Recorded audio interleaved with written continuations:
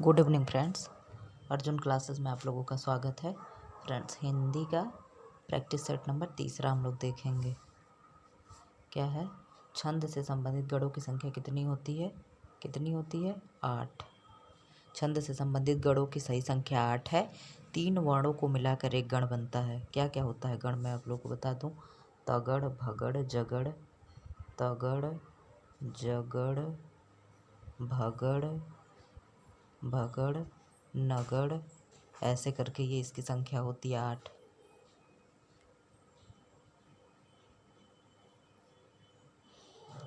इन पंक्तियों में कौन सा अलंकार है? चारुचंद की चंचल किरणें खेल रही थी जलथल में। किसकी बारंबारता हो रही है?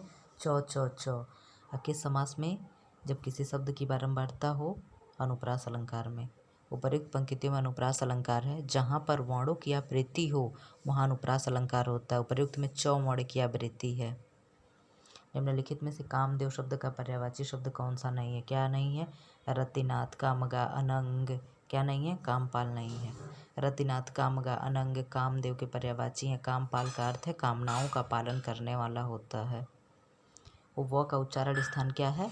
वकार से दंतोष्ठ सूत्र है, दंतोष्ठ से उच्चारण किया जाता है। दांत से जीभ और होठों के कुछ योग से बोला जाने वाला वर्ण दंतोष्ठ कहलाता है। व इस वर्ग में शामिल है। भाषा विज्ञान की दृष्टि से ऊ किस प्रकार का सम्मिलित है? किस प्रकार का स्वर है? पश्च सम्मिलित। भाषा विज्ञान की दृष्टि से ऊ के उच्चारण में जीभ का पक्ष भाग काम करता है, अतः यह पक्ष स्वर है। ऊ के उच्चारण में ओष्ठ वृत्तमुखी या गोलाकार तथा जीभ के ऊपर उठने के कारण सम्मिलित स्वर भी होता है। निम्न में से कौन सा व्यंजन स्पर्श संघर्षी है? स्पर्श संघर्षी कौन होता है? चौ वर्ग स्पर्श संघर्षी होता है। चौ में क्या क्या आता है? चौ, छ, ज, झ, इ। ज व्यंजन स्पर्श संघर्षी है। आधुनिक पारिभाषिक शब्दावली में स्पर्श संघर्षी व्यंजन 5 है। च, छ, ज, झ, इ। चौ वर्ग को स्पर्श संघर्षी कहते हैं। रीति प्लस अनुसार का संधि विच्छेद क्या होगा? रीत्यनुसार। चक्रपाणि, चंद्रभाल तथा सुलोचना में क्रमशः समास क्या होगा?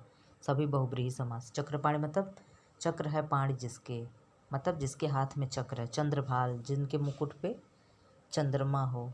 सुलोचना जिनकी सुंदर लोचन हो। ये कौन से हैं?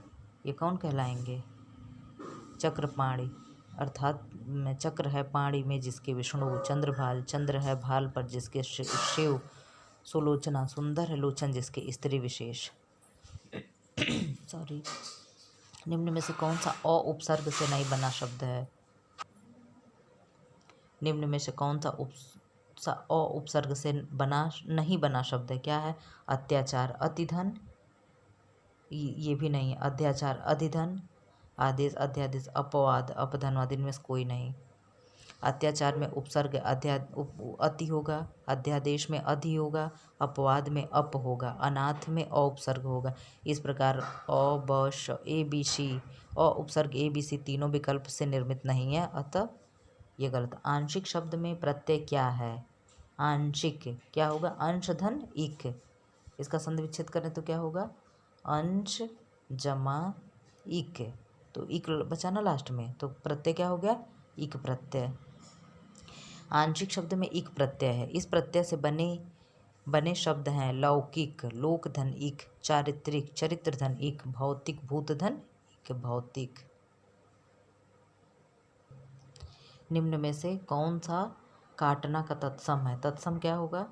जो संस्कृत होता है, जो संस्कृत का ज्यों कि त्यों यूज कर लेते हैं उसे तत्सम कहते हैं। तद्भव क्या है? संस्कृत का बिगड़ा हुआ रूप तद्भव होता है, तो क्या होगा तत्सम का? काटना का कर्तन। निम्नलिखित में से कौन सा तद्भव शब्द है? तद्भव कौन सा है? उलुक, उल्लू का है। इष्टिका, ईट का है। कुपुत्र, कुपुत्र का है। अमी तद्भव शब्द है, इसका तत्सम अमृत होता है। उलूक, इष्टिका और कुपुत्र तत्सम है। इसके शब्द हैं क्रमशः उल्लू, ईट और कपूत। यहाँ पुत्र नहीं होगा, कपूत होगा। खिड़की किस प्रकार का शब्द है? कैसा है? देशज है।